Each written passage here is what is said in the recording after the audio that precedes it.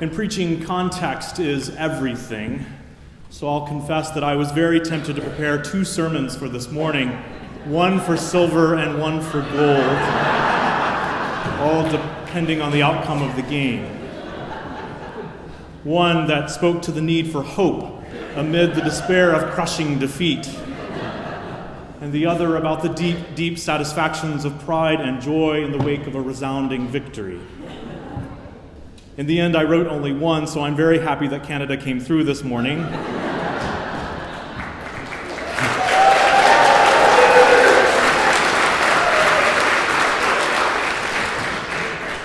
I don't know if I could bear a congregation of inconsolably broken hearts all at once.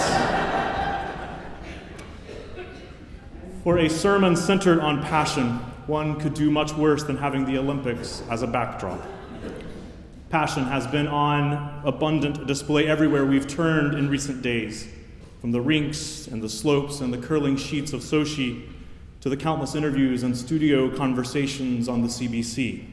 Many of us have gotten caught up in the excitement, taking inspiration from these athletes who have pushed themselves so hard to go faster, higher, and stronger than they ever have before. More than a few of you have even confessed to me over the past couple of weeks that you've been so inspired that you've taken up the noble winter sport of couch potato freestyling in front of your televisions. So it is probably a very good thing that this morning, at this very hour, the Olympics come to an end halfway around the world.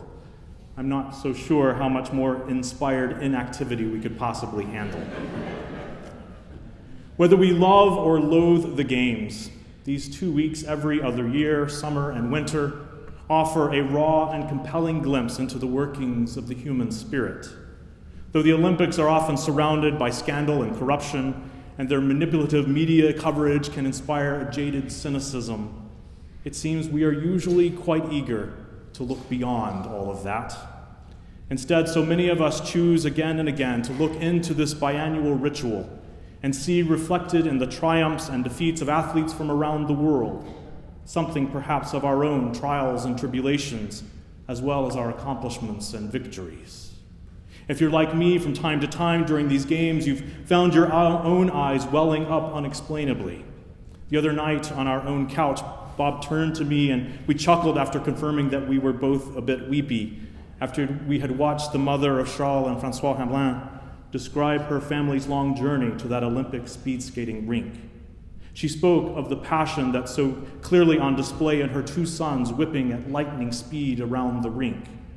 And yet the passion was just as evident, if not more, in the sacrifices that she and the rest of her family have made to bring her children's hopes and dreams into the realm of very real possibility. Watching that scene, I was reminded of the many Olympic events that everyday people all around the globe undertake out of a love, out of a deep passion, to achieve some greater good, to serve some need beyond themselves. One of the most celebrated athletes on Team Canada this year, of course, was a man who didn't win a medal at all. It was Gilmore Junio, the speed skater who gave up his spot in the 500 meter to his teammate Denny Morrison, who went on in that race to win the silver. We can only wonder, or maybe even marvel at the strength of will required for someone to give up a shot, no matter how remote, at achieving an Olympic dream, all in the hope that someone else might make the most of being given a second chance in their stead. That Morrison would go on to win a silver wasn't guaranteed. That he did made Junio's offer of the opportunity all the more poignant. As moving as it is, we forget that stories like these play out in every corner of this planet every day, with regular people making extraordinary sacrifices so that someone else might have a firmer footing in life. People everywhere serving life in the commitments they make to ensure the well-being of others, whether it's a mom juggling her job and the demands of family life, or a guy who dedicates himself year after year to teaching new immigrants the language they will need to succeed. There are countless Olympic achievements made by common people who, upon realizing that life itself is truly a team sport, take up the work of justice and equality for all, labor in the cause of peace, or devote their days to meeting the practical concerns of those in deepest need. Passion can take many different forms.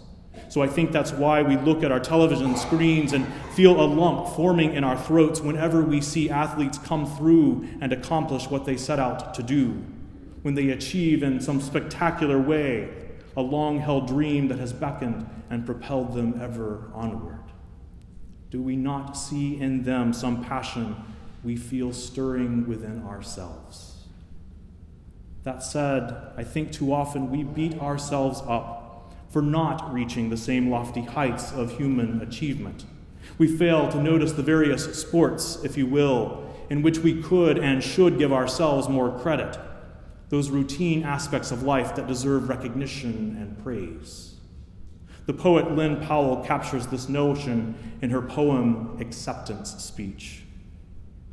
The radio's replaying last night's winners and the gratitude of the glamorous, everyone thanking everybody for making everything so possible, until I want to shush the faucet, dry my hands, join in right here at the cluttered podium of the sink, and thank my mother for teaching me the true meaning of okra. My children for putting back the growl in hunger. My husband, premio uomo of dinner, for not begrudging me this starring role. Without all of them, I know this soup would not be here tonight. And let me just add that I could not have made it without the marrow bone, that blood brother to the broth, and the tomatoes who opened up their hearts, and the self-effacing limas, the blonde sorority of corn, the cayenne and oregano who dashed in the nick of time. Special thanks, as always, to the salt, you know who you are, and to the knife who revealed the ripe beneath the rind, the clean truth underneath the dirty peel. I hope I've not forgotten anyone. Oh yes, to the celery and the parsnip, those bit players only there to swell the scene. Let me just say, sometimes I know exactly how you feel. But not tonight, not when it's all coming to something and the heat is on, and I'm basking in another round of blue applause. It seems that one of the most serious shortcomings of our society is our failure to celebrate common accomplishment, to give credit where it is due, to sing the praises of the ordinary, to honor lives well lived with lifetime achievement awards, to recognize in the daily grind of life the extraordinary miracle of it all, and to award medals for the marathons that most of us run day in and day out. Now, I'm not so much suggesting here the idea of giving everyone a trophy simply for participating, a practice that's become standard in children's sports to boost self-esteem. What I'm suggesting instead is a way of seeing life whole, recognizing a life as the set of very real challenges it can be, and honoring the mighty ongoing effort that is required to live that life with any measure of courage and integrity and grace. I think in our Olympians we see something of ourselves. We see in their singular focus a striving of our own. We see in their defeat the failures that litter our path. We see in their triumph, especially over adversity, the victory we've tasted or so deeply hoped to know ourselves. It's really no wonder that we get weepy. Their achievements speak to the longing I think we all share to make something of our lives, to let our lives speak to that is within us. Henry David Thoreau, the famed Unitarian poet of Walden Pond, who left behind his life in the village of Concord, Massachusetts, and struck out for life in the nearby forest, famously advised that we should not be merely good, but that we should be good for something.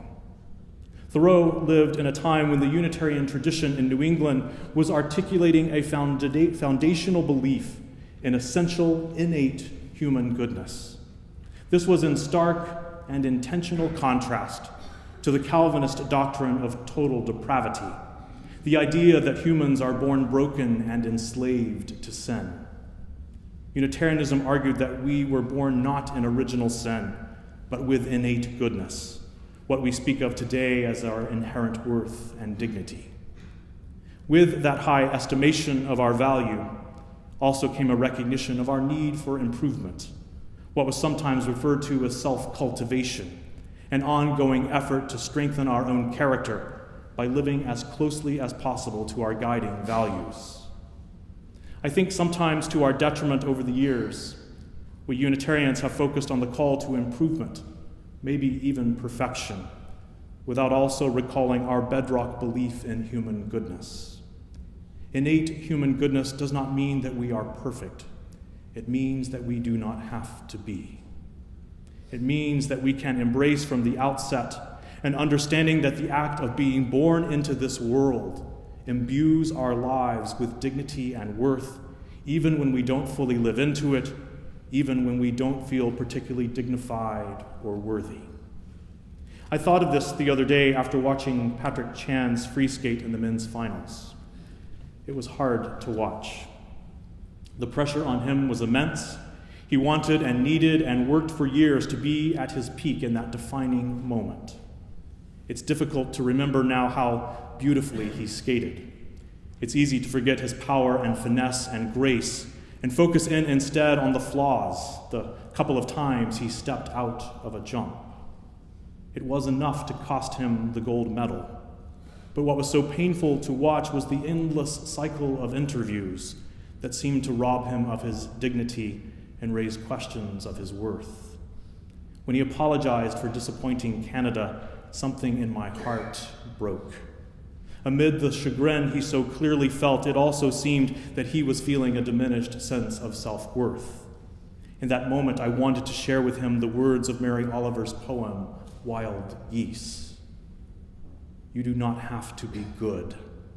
You do not have to walk on your knees for 100 miles through the desert repenting. You only have to let the soft animal of your body love what it loves. Tell me about your despair, yours, and I will tell you mine. Meanwhile, the world goes on. Meanwhile, the sun and the clear pebbles of the rain are moving across the landscapes, over the prairies and the deep trees, the mountains and the rivers. Meanwhile, the wild geese, high in the clean blue air, are heading home again. Whoever you are, no matter how lonely, the world offers itself to your imagination, calls to you like the wild geese, harsh and exciting, over and over announcing your place in the family of things.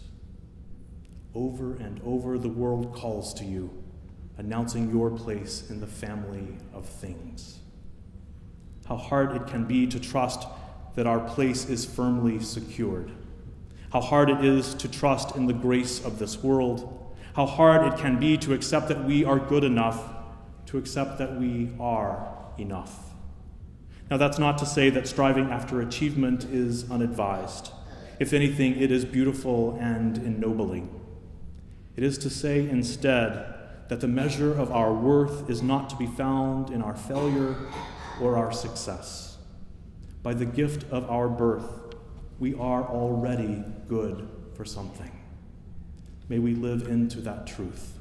Whatever the sport in which we find ourselves competing, no matter the mountains that are ours to scale, whether we find ourselves hurtling down a slope or careening across the ice, may we find the courage in every moment to trust that we are worthy because we are alive.